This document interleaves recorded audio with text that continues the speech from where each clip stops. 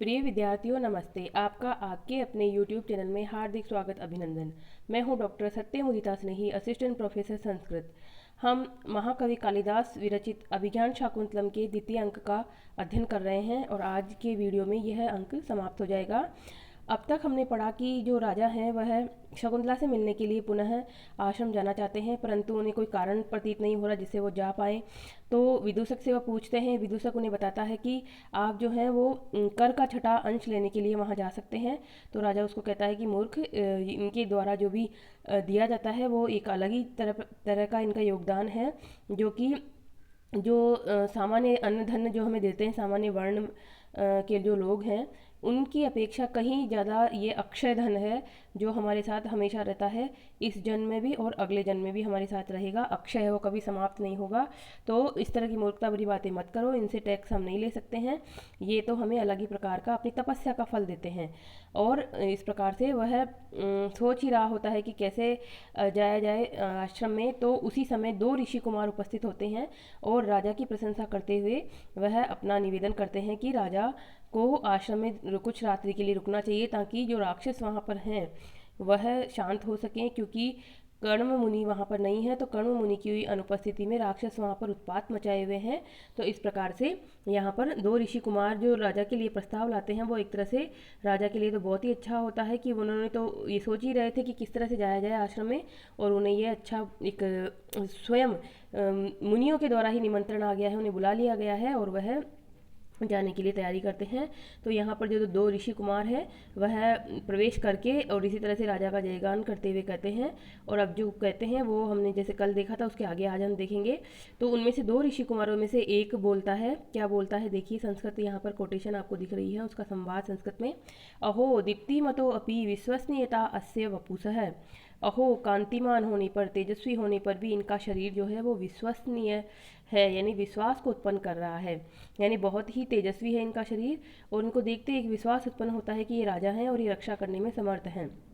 अथवा उपपन्नम एतत् ऋषिभ्यो न अति भिन्ने राजनी।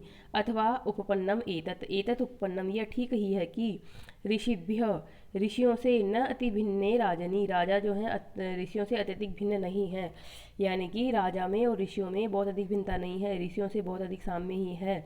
कुतः, क्योंकि अब ये जो श्लोक पढ़ा जा रहा है ये श्लोक मंदाक्रांता छंद में है और बहुत ही सुंदर छंद होता है मंदाक्रांता गाने की दृष्टि से। मंदाक्रांता में 17 अक्षर होते हैं। तो उसी तरह से आपके लिए मैं इसको समझा देती हूँ। पहले मंदाक्रांता क्या होता है और उसके बाद इसको हम गा के सीखेंगे।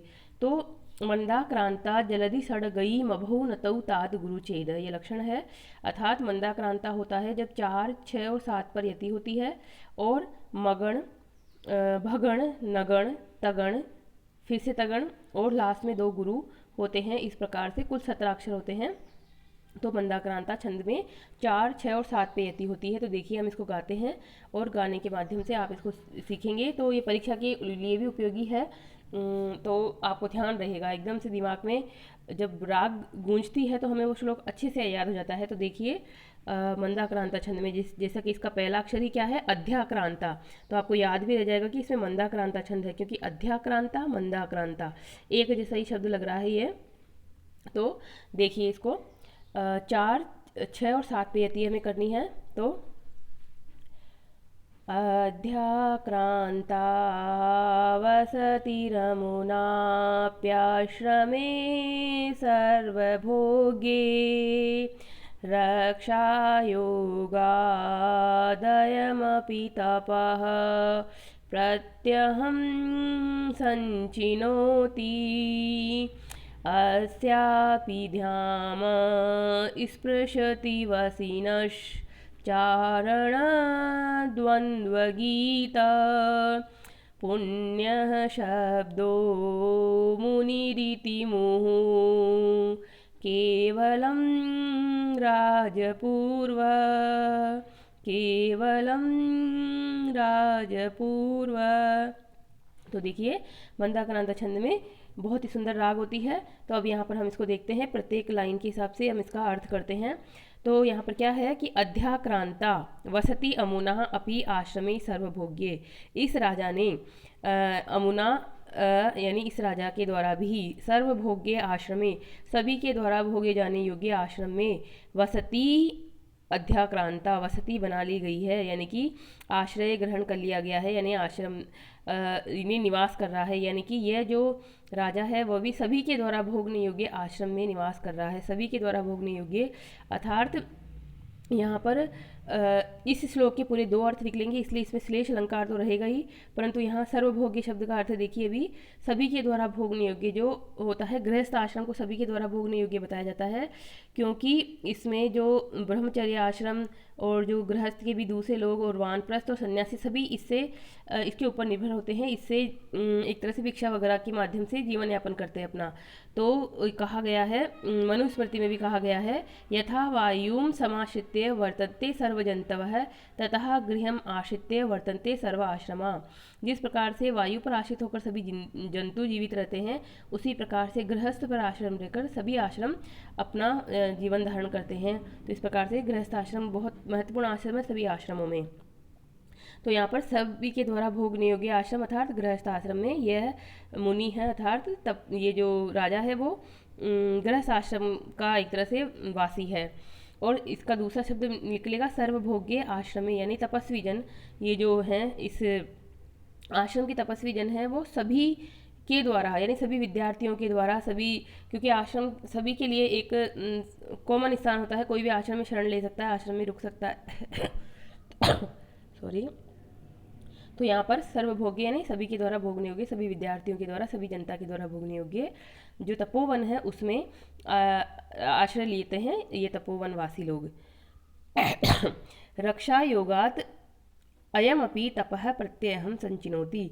रक्षा योगात, रक्षा के योग से, प्रत्यहम प्रत्येक दिन, अयमपि यह भी, तपः संचिनोति तप का यानी तपस्या के फल का संचय करता है। रक्षा का योग किसका? जनता की रक्षा का प्रतिदिन ध्यान रखता है राजा, तो यह भी जो है वो एक तप संचय कर रहा है, इसको भी तपस्या के फल की तरह ही एक फल संचय के रूप में इसके एक तरह से उसमें जुड़ रहा है, कर्म फलों में जुड़ रहा है। और दूसरा अर्थ क्या निकलेगा मुनियों के अर्थ में यहाँ पर? रक्षा योग यानी कि जो अष्टांग योग है उसके द्वारा अपने शरीर की रक्षा करते हुए और अपने जो है धर्म की रक्षा करते हुए, धर्म के रक्षार्थ अष्टांग योग से तप का संग्रह करते हैं। कौन? ये जो तपोवन के मुनि लोग हैं वो। अस्य अपि ध्यान स्मृति वशिनः चारण द्वंद्व गीता है। अस्य अपि इसका भी, वसीनः यानी वशी है, वश में है जिसकी इंद्रियां, यानी जितेंद्रिय। इस जितेंद्रिय की भी, यानी ये भी जितेंद्रिय है, और ये जो तपस्या करके ये जो तपोवन के जो तपस्वी हैं वो भी जितेंद्रिय होते हैं। तो इसके इस जितेंद्रिय का भी चारण द्वंद्व गीता है। चारणों के द्वारा, चारण जो युगल होते हैं, द्वंद्व यानी जोड़े में, चारण जो लोग हैं दो दो में उपस्थित होकर गीत गाते हैं, वह जो गीत है वो द्याम स्पर्शति, द्युलोक को स्पर्श कर रहा है, यानी इसकी प्रशंसा का जो यश है वह आकाश तक जाता है। और इसमें और जो अन्य मुनि है उनमें अंतर क्या है? पुण्य शब्द है मुनि इति, मुहुः केवलम राजपूर्व है। तो पुण्य शब्द है मुनि, मुनि ही पुण्य शब्द है, जो पवित्र मुनि शब्द है उसमें केवलम राजपूर्व है, केवल राज शब्द पहले होता है। यानी कि मुनियों में तो मुनि हम कहते हैं उसको, और इसको क्या कहते हैं? राजमुनि। राजमुनि अर्थात राज ऋषि, राजर्षि, यानी ऋषियों में और जो ये जो राजमुनि है इसमें कोई ज़्यादा अंतर नहीं है, ये भी बिल्कुल मुनियों की तरह ही इतना तपस्या पूर्वक काम कर रहा है। और यहाँ पर व्यतिरेक अलंकार भी है, क्योंकि जो राजा है वह सामान्य मुनियों से श्रेष्ठ है, यानी वो तो केवल राजा, वो तो मुनि ही है और ये राजमुनि है, यानी वो तो ऋषि ही है, ये राजर्षि है। इस प्रकार से यहाँ व्यतिरेक अलंकार भी है, क्योंकि व्यतिरेक अलंकार में क्या होता है? उपमानाद यदन्य से व्यतिरेक स एव सह, यानी उपमान से जो है अधिक बताया जाता है उपमेय को, तो वह व्यतिरेक अलंकार होता है। तो इस प्रकार यहाँ व्यतिरेक भी है और श्लेष तो होगा ही, क्योंकि सर्वभोग्य, रक्षा योग इत्यादि शब्दों का यहाँ पर दो अर्थ लिया हुआ है। तो यहाँ पर बहुत अच्छा ये श्लोक है, परीक्षा की दृष्टि से तैयार कीजिएगा आप इसको। और यही है यहाँ पर, तो मुनि और राजमुनि अर्थात ऋषि और राजर्षि, इस तरह से ये श्लोक है, मंदाक्रांता छंद में है। कुछ यहाँ पे विशेष ज़्यादा नहीं है, जो भी है मैंने आपको बता दिया है। और संधियों की दृष्टि से और समास की दृष्टि से आप इसमें इस व्याख्या में समझ सकते हैं, कुछ निकाल सकते हैं कि किस तरह से यहाँ पर आपको मिल सकते हैं शब्द। द्याम स्पर्शति, ध्युलोक को स्पर्श करता है। राजर्षि शब्द और इसमें राजन इति शब्द हो पूर्व है, यस्मात् स राजपूर्व है। राज शब्द जब आगे लग जाता है तो राज ऋषि या राजमुनि शब्द बन जाता है। अब दो में से जो पहला था उसने तो ये श्लोक पढ़ दिया। अब दूसरा जो ऋषि कुमार था उसने क्या कहा, वह कह रहा है, द्वितीय कह रहा है गौतम है, अयम स बलविद सकह दुष्यंत है। अरे गौतम, यह वही बल नाम के राक्षस को मारने वाला अर्थात इंद्र का मित्र दुष्यंत है। बलभिद जो है वो इंद्र का पर्यायवाची शब्द होता है, क्योंकि वैदिक सूक्तों में हमने पढ़ा है कि बल नाम का जो असुर था उसको इंद्र ने मारा था। इसे बलभिद यानी वृत्र, नमूची, अहि, संवर इत्यादि जो विभिन्न प्रकार के नाम मिलते हैं वो बल नामक राक्षस के हैं, और उसको मारने वाला अर्थात इंद्र कहलाता है। गौतम, यहाँ इन दो ऋषि कुमारों में से एक का नाम गौतम है, तो गौतम उसको संबोधित करते हुए उसने कहा। तो प्रथम ने क्या जवाब दिया वापस, अत किम, और क्या, और क्या, वह इंद्र का मित्र ही है ये दुष्यंत। तो द्वितीय ने कहा, ते नहीं, तब तो। अब फिर से जो दूसरे ने, पहले वाले ने वो श्लोक पढ़ा था और अब दूसरे के माध्यम से भी पुनः जो है मंदाक्रांता छंद में ही राजा की प्रशंसा कही जा रही है। क्या प्रशंसा कही जा रही है राजा की, देखिए द्वितीय ने जो कहा वो यह सामने आपके उपस्थित है। नेतचित्रम यद अयम उदधि श्याम सीमां धरित्रीम एकः कृष्णाम नगर परिघः प्रांशुबाहु भुनक्ति आशंते सुरयुवतयो बद्धवेरा हि दैत्यैः अस्या अधिज्ये धनुषि विजयम पौरुहुतेम च वज्रे। अब यहाँ पर राजा का, वहाँ पर तो था एक तरह से जितेंद्र स्वरूप, अब यहाँ पर राजा के पराक्रम का वर्णन कर रहा है दूसरा ऋषि कुमार। तो उसने क्या कहा, न एतत् चित्रम न एतत् विचित्रम, यह विचित्र बात नहीं है, यह आश्चर्य की बात नहीं है। क्या, यद अयम उदधि श्याम सीमाम धरित्रीम, कि यह उदधि श्याम सीमाम, श्याम यानी नीला नीला, उदधि यानी समुद्र की सीमा वाला, नीली समुद्र की सीमा वाली, कृष्णाम धरतीम संपूर्ण धरती को, संपूर्ण पृथ्वी को, नगर परिग्रह प्रांशु बाहु भुनक्ति, एक है न अकेला ही, नगर परिग्रह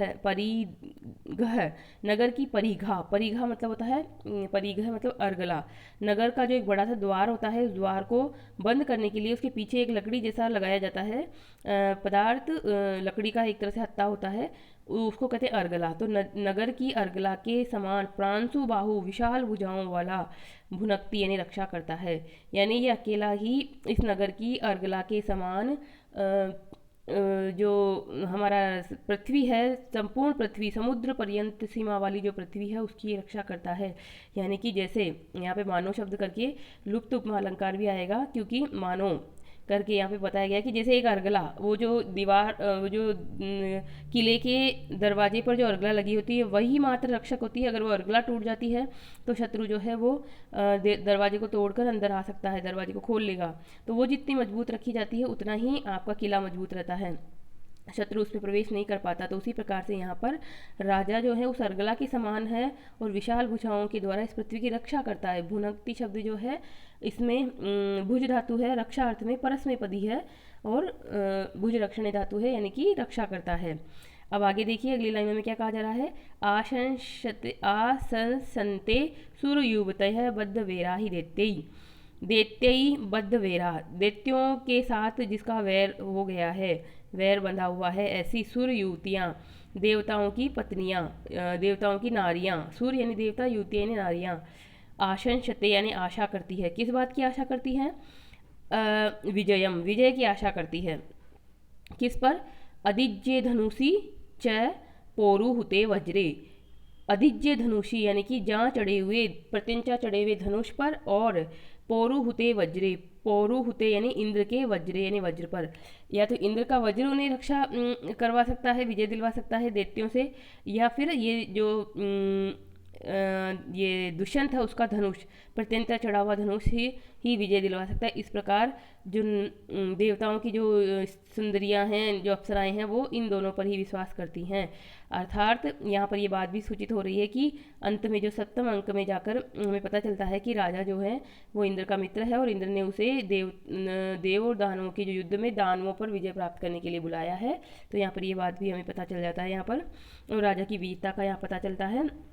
तो यहाँ पर काव्यलिंग अलंकार भी है, क्योंकि जो ऊपर की जो पंक्तियाँ हैं वह कार्य है और नीचे की जो 2 पंक्तियां वो कारण है। नेयित चित्रम, यानी ये विचित्र बात नहीं है। इस बात का जो ये हमें विचित्र बात क्यों नहीं लग रही है, इस कार्य का कारण कहाँ है, ये यहाँ है कि जो देवताओं की स्त्रियां हैं वो भी इस पर विश्वास करती हैं। तो इस प्रकार से यहाँ पर श्लोक का उत्तरार्ध नेत्र चित्रम का कारण है, अतः काव्यलिंग अलंकार है।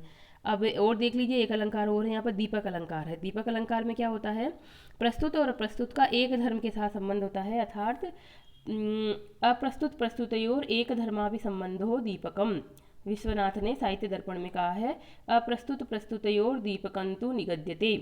अर्थात यहाँ पर प्रस्तुत राजा का धनुष है और अप्रस्तुत इंद्र का वज्र है। इन दोनों में देव और विजय, देव विजय आशा रूपी एक धर्म है कि देवताओं को विजय मिलेगी। ऐसा आशा किसको बन रही है, देवताओं की नारियों को बन रही है। तो इस प्रकार एक धर्म का संबंध होने से दीपक अलंकार भी है। तो यहाँ दीपक अलंकार हो गया, काव्यलिंग अलंकार हो गया, लुप्त उपमा अलंकार हो गया, और एक और पर्यायोक्त अलंकार भी यहाँ पर है। इसमें क्या है कि ये जो नगर परिग्रह प्रांशु बाहु शब्द है, उसमें भुजाओं से शत्रुओं को जीता, इस कारण के स्थान पर कार्य समस्त पृथ्वी का पालन का वर्णन होने से पर्याययुक्त अलंकार है। यानी एक छोटी सी बात है कि भुजाओं से उसने शत्रुओं को जीता है, इस कारण के स्थान पर पूरा बड़ा कार्य एक दिखा दिया कि समस्त पृथ्वी का पालन वह कर सकता है। इस प्रकार यहाँ पर्याययुक्त अलंकार भी है, और ये भी मंदाक्रांता छंद में ही था, जो कि 17 वर्णों का एक छंद होता है। और जैसे हमने पहले 14वें श्लोक को गाकर इसको सीखा था, वैसे इसको भी गाकर सीखा जा सकता है। तो इस प्रकार से यह है, दोनों जो हैं परीक्षा की दृष्टि से भी उपयोगी हैं, और जब हमें दुष्यंत का चरित्र चित्रण करना हो तो भी हम इन दोनों श्लोकों का जो है लिखते हुए अनुवाद और बता सकते हैं कि किस प्रकार से ऋषि कुमारों ने भी राजा दुष्यंत की जो है जितेंद्रिय होने की और इसकी प्रशंसा की है, बल की। तो यहाँ पर एक बात और है कि राजा अब तक जो है इस द्वितीय अंक में एक तरह से भी ललित नायक के रूप में प्रस्तुत हुआ था कि वो शकुंतला को याद कर रहा है, प्रेम की क्रियाओं में पड़ रहा है, ये सब। तो इन 2 ऋषि कुमारों के माध्यम से राजा को पुनः धीरोदात्त नायक के रूप में चित्रित किया गया है कि राजा जो है अपना कर्तव्य भी नहीं भूलता है और राजा पराक्रमी है, और इस प्रकार का नहीं है राजा की वह जो है सिर्फ ललित क्रियाओं में ही पड़ा रहे। तो यहाँ पर इन 2 ऋषि कुमारों के माध्यम से राजा के चरित्र को एक तरह से उदात्त बनाया गया है। अब यहाँ देखिए कुछ ऐसे शब्द थे जैसे पुरुहूत। पुरुहूत का मतलब होता है इंद्र, तो इसका व्युत्पत्ति कैसे बनेगी, पुरुह प्रचुरम हूतम आह्वानम यज्ञेषु अस्य, जिसे यज्ञों में बहुत ज़्यादा आह्वान किया जाता है। इंद्र देव को ही सबसे ज़्यादा आह्वान किया जाता है। इंद्र सूक्त जो है वो वेद में, ऋग्वेद में सबसे ज़्यादा गाया हुआ, सबसे ज़्यादा जो है उल्लेख किया हुआ सूक्त है। तो एक व्युत्पत्ति ये होती है, दूसरी होती है पुरूणी हुतानी नामानी यस्य। पुरु वंश के द्वारा जिसको यज्ञ में आहूत किया जाता है, बुलाया जाता है, ऐसा इंद्र यहाँ पर यह है, और बाकी सब तो सामान्य ही है जो मैंने आपको बता दिए हैं। अब दोनों जो है उपगम्य, पास जाकर, विजयस्य राजन, राजा की जय हो, राजा की विजय हो। तो राजा आसनात् उत्थाय अभिवादये भवन्तौ, आसन से खड़ा होकर। अब देखो ये भी राजा के चरित्र की विशेषता पता चलती है कि राजा जो है वो ऋषि कुमारों को बहुत सम्मान देता है, उनको एक तरह से अपने से भी बड़ा मानता है, और इस तरह से उनके लिए खड़ा होकर उनको कहता है कि आप दोनों का मैं अभिनंदन करता हूँ। तो राजा को दोनों आशीर्वाद देते हैं, स्वस्ति भवते, आपका कल्याण हो, इति फलानि उपहरतः, इस प्रकार फलों को उपहार के रूप में भेंट करते हैं। क्योंकि ये तो जंगल के वासी हैं तो वहाँ पे फल ही होते हैं इनके पास, तो फलों को ये उपहार के रूप में राजा के लिए लाए हैं। और यहाँ एक टिप्पणी इम्पोर्टेंट है, क्या टिप्पणी है कि रिक्त पाणी न सेवेत राजानम क्षोत्रिय तथा, यानी राजा और क्षोत्रिय के पास खाली हाथ नहीं जाना चाहिए। कुछ भी भेंट लेकर जाओ राजा के लिए, खाली हाथ कभी नहीं जाना चाहिए। जैसे कि सुदामा जो था वो अपने मित्र कृष्ण के पास खाली हाथ नहीं गया था, बल्कि जो चने की पोटली के रूप में कुछ चने ही लेकर गया था वहाँ पर। तो इस प्रकार से राजा के पास खाली हाथ नहीं जाना चाहिए। तो राजा ने क्या कहा आगे, स प्रणामम परिगृह्य आज्ञापयितुम इच्छामि, प्रणाम के साथ ग्रहण किया उसने, यानी प्रणाम सहित ग्रहण करके और कहा आपकी आज्ञा पाना चाहता हूँ, आज्ञापयितुम इच्छामि, यानी बताइए आप किस काम से आए हैं, आप आज्ञा दीजिए। तो उभौ क्या कहते हैं, उभौ यानी दोनों। विदितो भवान आसम सदाम इहस्त ते भवंतम प्रार्थयन्ते। विदितः भवान, आश्रम वासियों को विदितः ये जाना गया है कि आप जो हैं वो यहाँ पर ही ठहरे हुए हैं। आप यही हैं, आश्रम के आसपास ही हैं। आश्रम वासियों को यह ज्ञात हुआ है कि आप यही हैं, अतः ते भवंतम प्रार्थयन्ते, वे आपसे प्रार्थना करते हैं। तो राजा क्या कहता है, किम आज्ञापयन्ति, क्या आज्ञा देते हैं, बताइए क्या आज्ञा है। तो उभौ, दोनों बताते हैं। तत्र भवतः कर्णवस्य महर्षेर असान्निध्यात रक्षांसि न नह इष्टि ही विघ्नम उत्पादयन्ति। उन देव महर्षि कर्ण की अनुपस्थिति से, उपस्थित नहीं होने की वजह से, सानिध्य यानी पास में नहीं होने की वजह से राक्षस हमारे यज्ञों में विघ्न उत्पन्न कर रहे हैं। तत्कतिपय रात्रम सारथिदित्वेन भवता सनाथि क्रियताम आश्रम इति।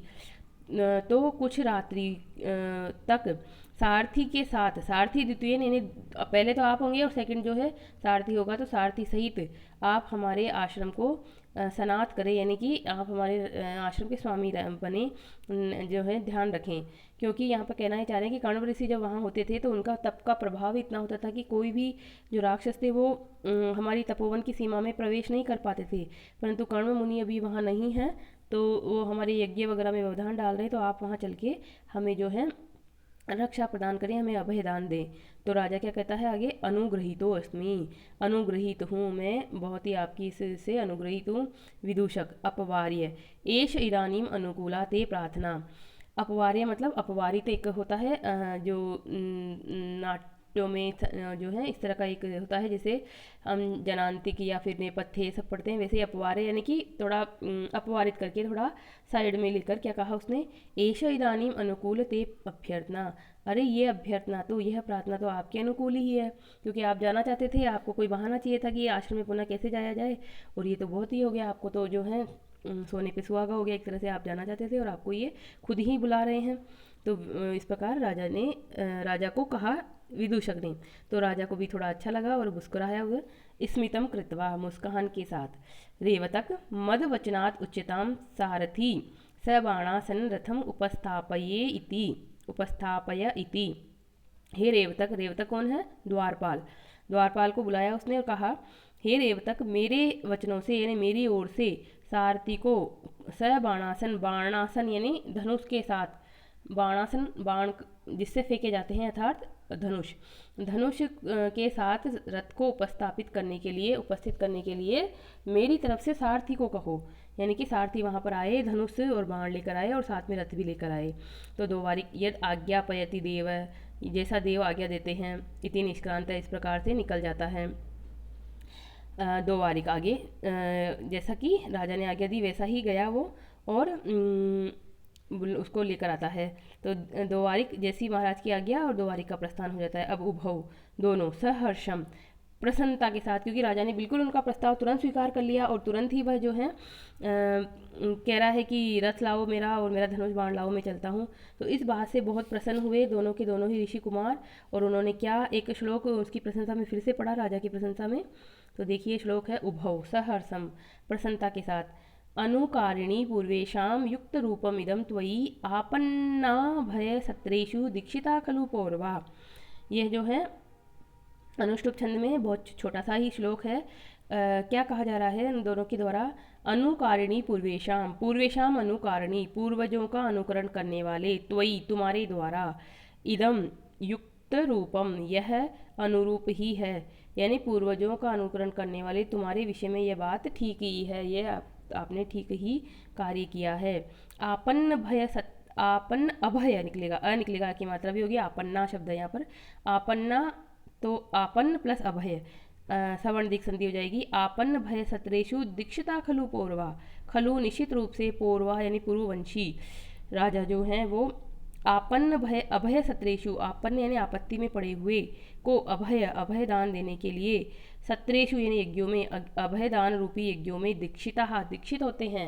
यानी कि ये पूर्ववंश के राजाओं की परंपरा ही है कि वो किसी को भी आपत्ति में पड़े हुए को अभय दान रूपी यज्ञ में दीक्षित होते हैं। यहाँ पे शत्र शब्द का मतलब क्या है, यज्ञ, अर्थात उनके पास कोई भी उपस्थित होता है अभय मांगने के लिए, तो ये उसकी रक्षा के लिए तुरंत चले जाते हैं और उसको पूरी तरह से अभय देते हैं।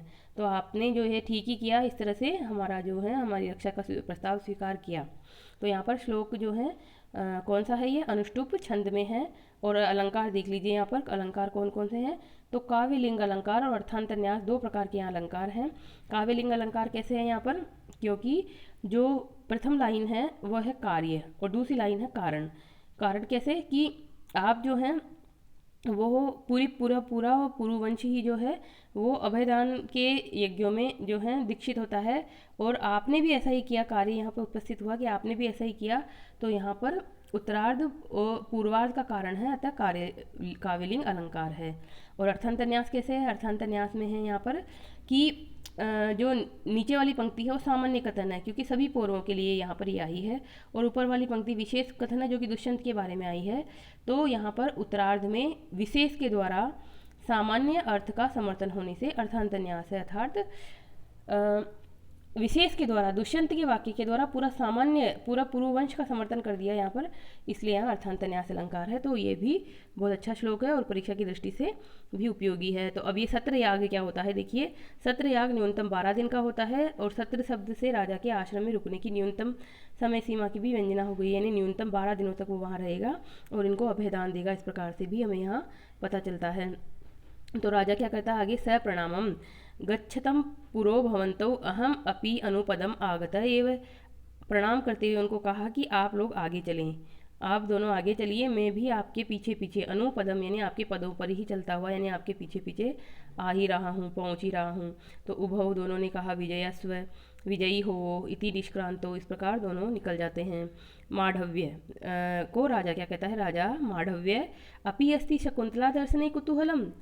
अरे माढ़व्य, क्या तुम्हें शकुंतला को देखने का कुतूहल है, देखना चाहते हो उसको, उसकी सुंदरता वगैरह के बारे में जो मैंने तुम्हें वर्णन किया था, तो क्या तुम्हें देखने की इच्छा है। तो विदूषक क्या कहता है, प्रथमं स परिवाहम आसीत इदानीं राक्षस वृत्तांतेन बिंदुरपि नावशेषितः। प्रथमम पहले तो स परिवाहम आसीत, परिवाह का क्या मतलब होता है, जब कोई चीज़ लबालब भर जाती है, तालाब या कोई बाल्टी या कोई भी सामान, तो उससे बाहर निकलता है पदार्थ, तो उसको कहते हैं लबालब भरना। तो क्या कहा उसने, क्या जवाब दिया, पहले तो मैं लबालब भरा हुआ था, यानी कि बहुत ज़्यादा मेरे अंदर ये उत्साह उमड़ रहा था कि शकुंतला को देखना है, परंतु अभी तो राक्षस वृत्तांतेन, इस समय तो राक्षस के वृत्तांत से बिंदु मात्र भी वो उत्साह शेष नहीं बचा है, यानी बिल्कुल भी मैं नहीं जाना चाहता हूँ, क्योंकि राक्षसों से आक्रांत है वो आश्रम और मैं वहाँ नहीं जाऊँगा। तो राजा कहता है, माँ भयसी मत डरो, ननु मत समीपे वर्तिष्य से, डरो मत, तुम मेरे ही पास रहोगे, मैं तुम्हें अपने पास ही रखूँगा, तुम मेरे मित्र हो। तो विदुषक क्या कहता है, एष राक्षसात् रक्षितोऽस्मि, इस प्रकार मैं राक्षसों से सुरक्षित हो गया हूँ। यानी राजा ने आश्वासन दिया कि तुम डरो मत, तुम तो मेरे ही पास रहोगे। तो उसने कहा अच्छा ठीक है, फिर तो मैं राक्षसों से सुरक्षित हो गया। इस प्रकार से प्रवेश करता है, कौन प्रवेश करता है, द्वारिक यानी द्वारपाल प्रवेश करता है, जो कि किसको लेने गया था, वो सेनापति को बुलाने गया था। तो यहाँ पे द्वारिक ने क्या कहा आके, सज्जह रथो भर्तुर विजय प्रस्थानम अपेक्षते। रथ जो है वो सज गया है, यानी तैयार है, रथ सज गया है अर्थात तैयार है, और आपकी विजय प्रस्थान की प्रतीक्षा कर रहा है। एषः पुनर्नगरात् देवीनाम आज्ञाप्ति हर कर्भक आगतः। द्वारिक ने एक के साथ दो बातें कह दी, एक तो रथ तैयार है, आप चल सकते हैं, और दूसरा कहा कि यह पुनः नगर से देवी का संदेश वाहक कर्भक आया है, यानी नगर से जो देवी है, देवी कौन, राजमाता, उन्होंने संदेश वाहक कर्भक को यहाँ भेजा है। तो राजा जो है सादरम आदर सहित, किम अम्बा भी प्रेषित है, क्या अम्बा मतलब माता जी के द्वारा भेजा गया है, प्रश्न के रूप में उसने प्रश्न किया।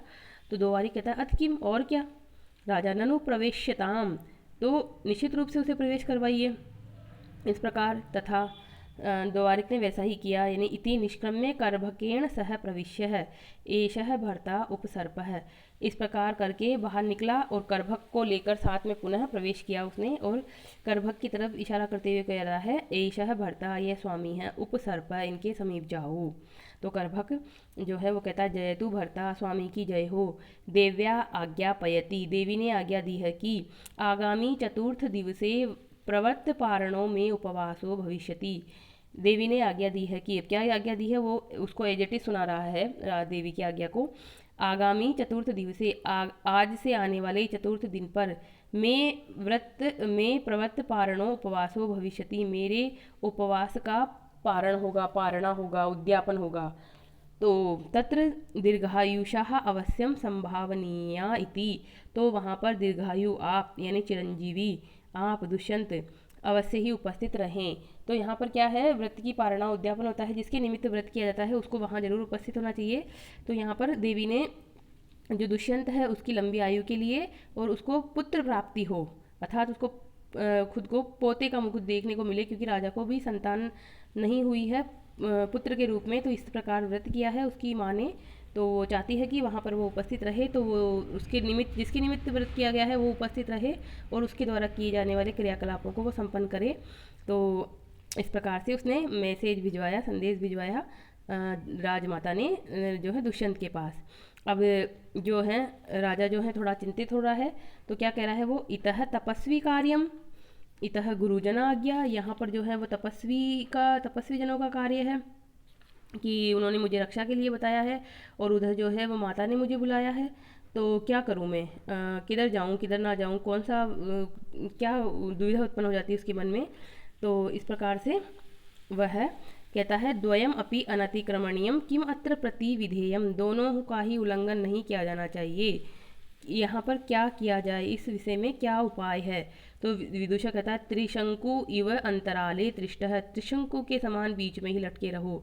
अब ये त्रिशंकु कौन है, तो त्रिशंकु जो है वो एक सूर्यवंशी राजा था, इसके पिता का नाम था हरिश्चंद्र, हरिश्चंद्र का पिता था, सॉरी इसके जो है पुत्र का नाम था हरिश्चंद्र, तो ये सूर्यवंशी राजा था और हरिश्चंद्र का पिता था ये। इसने क्या किया, एक बार शरीर स्वर्ग जाने की इच्छा प्रकट की, तो कुल गुरु वशिष्ठ से कहा कि मुझे आप जो है यज्ञ के माध्यम से भेज दीजिए, कहाँ पर स्वर्ग भेज दीजिए। तो उन्होंने तो उसके प्रस्ताव को स्वीकारा नहीं। फिर ये पहुँच गया जो वशिष्ठ थे उनका एक दुश्मन है, शत्रु है विश्वामित्र, तो वशिष्ठ के शत्रु विश्वामित्र के पास ये पहुंचा और उन्होंने इसकी प्रार्थना को स्वीकार कर लिया और इसको अपने तपोबल के माध्यम से सशरीर स्वर्ग भेज दिया। परंतु जब स्वर्ग भेजा तो वहाँ इंद्र इत्यादि जो देव थे उन्होंने इसको स्वर्ग में प्रवेश नहीं करने दिया और उल्टे सिर नीचे डाल दिया इसको। और जब नीचे डाला तो जो विश्वामित्र थे उन्होंने तपोबल से इसको पृथ्वी पर नहीं आने दिया, तो ये आकाश में बीच में लटका हुआ है, यानी कि न स्वर्ग में जा पाया ये, न पृथ्वी पर पुनः आ पाया, और इस प्रकार से यह बीच में ही लटका हुआ है। तो त्रिशंकु के समान लटके रहना ये एक मुहावरा हो गया है, न आकाश में न धरती पर, इस प्रकार बीच में ही लटका हुआ। तो राजा का भी यही दुविधा की स्थिति हो गई कि मैं न आश्रम में रुक पा रहा हूँ, न माँ के पास जा पाऊँगा, तो क्या करूँ मैं। तो विदूषक कहता है मजाक करता हुआ कि त्रिशंकु के समान तुम तो बीच में ही लटके रहो। तो राजा कहता है, सत्यम आकुली भूतो अस्मि, सच में मैं बहुत व्याकुल हो गया हूँ। और उसने जो श्लोक पढ़ा वो ये श्लोक है, क्या है, कृत्ययो भिन्न देशत्वाद द्वेदी भवति मे मनः पुरः प्रतिहतम शैले श्रोतः श्रोतो वहो यथा। कृत्ययो भिन्न देशत्वात् कृत्ययो भिन्न भिन्न देशों पर उपस्थित कृत्यों के द्वारा, कार्यों के द्वारा, में मनः मेरा मन द्वेधी भवती दुविधा युक्त हो गया है, यानी दो कार्य करने हैं और दोनों अलग अलग जगह करने, एक नगर में करना है और एक यहाँ तपोवन में करना है। तो दोनों एक ही व्यक्ति दो काम कैसे करे। पुरः प्रतिहत शैले, पुरः यानी सामने ही, शैले प्रतिहत पर्वत के बाधा के रूप में आ जाने पर, प्रतिहत यानी बाधा बन जाने पर, श्रोतो वह यानी नदी का, श्रोतः यानी प्रवाह, यथा जैसे पर्वत के बाधा के रूप में आ जाने पर नदी का प्रवाह जो है वो बाधित हो जाता है, दो भागों में बढ़ जाता है, वैसे ही मेरा मन जो है वो दुविधा से युक्त हो गया है, मैं क्या करूं, यहाँ रहूं या फिर माँ के पास नगर में जाऊं। तो इस प्रकार से यहाँ पर भी कौन सा छंद है, छोटा सा ही छंद दिख रहा है, इसका मतलब अनुष्टुप है, तो ये अनुष्टुप छंद है और उपमा अलंकार है यहाँ पर, क्योंकि नदी के समान अपने मन की स्थिति बताइए, कैसा नदी, कैसी नदी, जिसका कि पहाड़ की वजह से बाधा आ गई है, तो यहाँ पर भी बाधा उपस्थित हो गई राजा के सामने, तो क्या करे वो। तो इस प्रकार से यहाँ पर अच्छा सा श्लोक है ये, त्रिशंकु का उदाहरण के माध्यम से आपको याद भी रह जाएगा कि किस प्रकार से दुविधा आई थी राजा के सामने।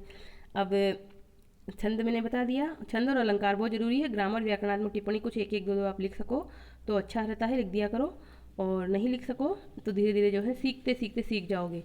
तो यहाँ पर देखिए, जैसे द्वयो स्थानयो स्थिति ही द्वेधम, द्वि प्लस धमुच प्रत्यय द्वेधम, पुरः शैले प्रतिहतम यानी कि आगे पर्वत से रोका गया, सो तो वह श्रोत है यानी कि नदी का प्रवाह, श्रवती इति श्रोत है जो बहता है वह श्रोत है। तो विचिंत्य सोच करके, राजा ने क्या सोचा, कुछ दिमाग लगाया, सोचा, सखे त्वम अम्बया पुत्र इति प्रतिगृहीत है, तुम जो है अम्बा के द्वारा पुत्र के समान ही माने गए हो, ग्रहण किए गए हो। अतः भवान इतः प्रतिनिवृत्य तपस्वी कार्य व्यग्न मानसम माम आवेद्य तत्र भवतीनां पुत्र कृत्यम अनुष्ठातुम अर्हति। इसलिए यहाँ से लौटकर आप मुझे तपस्वी कार्यों में व्यग्न यानी व्यस्त बताकर उन देवी के द्वारा पुत्र कृत्यम, पुत्र के द्वारा करवाए जाने योग्य अनुष्ठानों को करने के योग्य हो। यानी कि तुम वहाँ पे जाओ और मुझे, मेरे बारे में तो ये कहना कि मैं तपस्वियों के कार्यों में वहाँ पर रक्षा के लिए नियुक्त कर दिया गया हूँ, इसलिए मैं वहाँ हूँ, और पुत्र के करने योग्य कार्य आप कर दीजिएगा। इस प्रकार से विदूषक ने विदूषक को कहा राजा ने। तो विदूषक क्या कहता है, न खलु माम रक्षो भीरुकम गणय, निश्चित रूप से मुझे राक्षसों से डरने वाला मत समझ लेना कि मैं राक्षसों से डरकर यहाँ से जा रहा हूँ। मैं भी यहाँ पे रुक के रक्षा कर सकता हूँ उन्हें तपस्वियों की, चाहो तो तुम नगर जा सकते हो, तो मुझे राक्षसों से डरने वाला मत समझ लेना। राजा मुस्कान के साथ, सस्मितम, मुस्कान के साथ क्या कहता है, कथम एतद् भवती संभाव्यते, अरे ये तुम्हारे विषय में कैसे संभव हो सकता है, क्योंकि मैं तुम्हें जानता हूँ। तो राजा जो है इसको बढ़ा रहा है, चढ़ा रहा है इस तरह से, क्योंकि राजा चाहता है कि ये चला जाए और वो यहाँ रुक सके। तो विदूषक, यथा राजा अनुजेन गंतव्यम तथा गच्छामि, जैसे राजा का अनुज जाता है, अनुज को जाना चाहिए, वैसे ही जाऊंगा। यानी तुमने मुझे अपना छोटा भाई कहा है तो छोटे भाई की तरह ही जाऊंगा मैं, बड़े ठाट बाट से। तो राजा क्या कहता है, ननु तपोवन अवरोधः परिहरणीय इति सर्व अनुयात्रिकांस त्वया एव सह प्रस्तापयामि। निश्चित रूप से तुम अच्छी तरह से जाओगे, तो तपोवन में अवरोध को रोकना चाहिए, विघ्न ना हो, तपोवन में भी कोई विघ्न ना हो, इसलिए सभी जो अनुयात्रिक हैं अर्थात जो ये सैनिक हैं उनको भी तुम्हारे साथ ही प्रस्थान करवा दूंगा, तुम्हारे साथ ही भेज दूंगा। तो सारी सेना जो है अभी विदूषक के साथ जाएगी। तो विदूषक बड़ा खुश हुआ और क्या कहता है, तेन ही युवराजो अस्मि इदानीम संवृत्त है, तो आज तो मैं युवराज हो गया हूँ। युवराज के साथ जैसे ठाट बाट से सेना चलती है और वो बड़ा उससे जाता है चारों तरफ सैनिक उस तरह से, तो खुश हो गया और जाने के लिए तैयार भी हो गया। तो अब राजा के मन में एक और बात आई, तो राजा ने स्वगतम, अपने मन में क्या बात सोची, चपलो अयम वटु, ये जो ब्राह्मण है, वटु यानी ब्राह्मण है, वो बहुत चपल है, बहुत चंचल है। कदाचित अस्मत् प्रार्थनाम अंतःपुरेभ्य कथयेत, कदाचित अस्मत् प्रार्थना, मेरी जो प्रार्थना है यानी शकुंतला विषयक जो मेरी अभिलाषा है उसको अंतःपुर में कह देगा, कुछ बता देगा। तो क्या करेंगे, तो फिर भवतु एनम एव वक्ष, तो इसको मैं इस प्रकार कहता हूँ, अच्छा ऐसा इसको कहता हूँ। तो क्या कहेगा, विदूषक हस्ते गृहीत्वा प्रकाशम, विदूषक के हाथ को ग्रहण करके, हाथ में हाथ पकड़ा उसने विश्वास में लेते हुए, प्रकाशम प्रकट भाव में क्या कहा जोर से, वयस्य ऋषि गौरवाद आश्रम गच्छामि, हे मित्र ऋषियों के गौरव की वजह से, ऋषियों की कार्य की वजह से मैं आश्रम जा रहा हूँ। न खलु सत्यमेव तापस कन्यकाम मम अभिलाषः, निश्चित रूप से उस तापस कन्या में मेरी कोई अभिलाषा नहीं है। पश्य देखो, क्व वयम क्व परोक्ष मन्मतो मृगशावै सम एदितो जनः परिहास विजल्पितम सखे परमार्थेन नह गृह्यताम वचः। तो यहाँ पर ये श्लोक है, वियोगिनी छंद में श्लोक है, जो कि एक अलग तरह का छंद होता है, जिसके प्रथम और तृतीय पाद में 10 अक्षर होते हैं और द्वितीय और चतुर्थ पाद में 11 अक्षर होते हैं। तो इस छंद के माध्यम से क्या कह रहा है राजा कह रहा है कि हे मित्र, क्व वयम, कहाँ हम लोग, क्व परोक्ष मन्मतः मृगशावकई समम एदितः जन, और कहाँ यह है परोक्ष यानी दूर, परे, मनमथ यानी काम से परे, काम भाव से परे, यह मृगशावई, मृग शावकों के साथ एदितः पला पोसा बड़ा हुआ जन है यानी व्यक्ति, यानी कि शकुंतला को कह रहा है कि कहाँ ये है हिरणों के साथ में पली पोसी ये व्यक्ति, और कहाँ हम जैसे जो हैं राजा लोग जिनके अलग ही तरह के ठाट बाट होते हैं, कहाँ ये। तो हे सखे परिहास विजल्पितम वचः, परिहास में कहे गए, हंसी मजाक में मनोरंजन के रूप में कहे गए वचन को परम अर्थेन न गृह्यताम, परम अर्थ यानी परम सत्य मत मान लेना, न गृह्यताम ग्रहण मत कर लेना, यानी कि तुम इसको सत्य मत मानना कि मैं जो है शकुंतला पे जो है अनुरक्त हूँ, आसक्त हूँ, बल्कि मैंने तो वो ऐसे ही मजाक किया था। इस प्रकार से यहाँ पर जो है वो वियोगिनी छंद है। विषमे सजा गुरु समय सबरा लोथ गुरु वियोगिनी, इस प्रकार से लक्षण होता है। और यहाँ पर काव्यलिंग अलंकार भी है, क्योंकि यहाँ पर भी जो प्रथम 2 पंक्तियाँ हैं वो कारण है और अंतिम जो 2 पंक्तियाँ हैं वो कार्य है। कार्य किस प्रकार से कि जो भी मैंने कहा है तुम्हें उसे तुम सच मत मान लेना, क्यों, क्यों? क्योंकि ये तो जो मृग शावक के साथ पला बड़ा बहुत भोला वाला जीव है, जिसको काम भावनाएं आती ही नहीं है, तो वो मेरे साथ क्या प्रेम करेगी। और मैं मतलब हम जो है अलग ही तरह के नगरवासी हैं। तो इस प्रकार से यहाँ पर काव्यलिंग अलंकार भी है, वियोगिनी छंद है, और इति निष्क्रांता सर्वे है, इति द्वितीय अंक, इस प्रकार सभी निकल जाते हैं और इस प्रकार द्वितीय अंक का वर्णन समाप्त होता है। तो आज हमने द्वितीय अंक पूरा कर लिया है, यानी अभिज्ञान शाकुंतलम के 7 अंकों में से 2 अंक आज हमने पढ़ लिए हैं, और परीक्षा की दृष्टि से भी काफ़ी कुछ मैटर आपका तैयार हो गया है। इसको पूरी अच्छी तरह से आप देखिए, बार बार सुनिए, रिवाइज़ कीजिए, कॉपी पेन लेकर बैठिए। जो अगर किताब आपके हाथ में नहीं है तो इन श्लोकों को ही, मुख्य मुख्य बातों को लिख लीजिए, और अगर किताब आपके हाथ में है, किताब खरीद ली है, तो उसको देखते हुए आप इसका रिवीजन कर सकते हैं और इस प्रकार से इसका लाभ उठा सकते हैं। तो कल फिर हम आएंगे तृतीय अंक के साथ में। तो तब तक के लिए अच्छी प्रकार से पढ़िए, और जो है चैनल को सब्सक्राइब कर लीजिए। मेरा निवेदन है आप सब्सक्राइब कर लीजिए, ताकि जो भी वीडियो इस पर डलते हैं उसके सारे के सारे ही नोटिफिकेशन आपको तुरंत उसी समय मिल जाए। क्योंकि हो सकता है अभी तो आपको पहला वीडियो तो व्हाट्सएप के माध्यम से या किसी मित्र के माध्यम से मिल जाए, परंतु हर बार तो कोई चीज़ कोई भेजेगा नहीं आपको। तो जब सब्सक्राइब कर लोगे और ऑल शब्द को दबाकर वहाँ पे एक बेल घंटी जैसा एक चिन्ह होता है, उसको दबाकर ऑल शब्द को दबा लोगे, तो जो भी वीडियो इस चैनल पर डालते हैं वो सारे के सारे आपको तुरंत पता चल जाएंगे कि डाला गया है। तो इस प्रकार से आप रेगुलर इसकी टच में रहेंगे। तो जो भी आपको कोई भी समस्या हो तो जो यूट्यूब में जो कमेंट बॉक्स होता है उसमें लिखें और बताएं अपनी बात। और अच्छा लग रहा हो तो लाइक का जो चिन्ह होता है, थम्स अप का एक चिन्ह होता है, उसको दबाएं और इसको जो है वो ज़्यादा से ज़्यादा लाइक करें, ज़्यादा से ज़्यादा शेयर करें। तो कल फिर मिलेंगे, तब तक के लिए धन्यवाद। पढ़ते रहिए, खुश रहिए, स्वस्थ रहिए।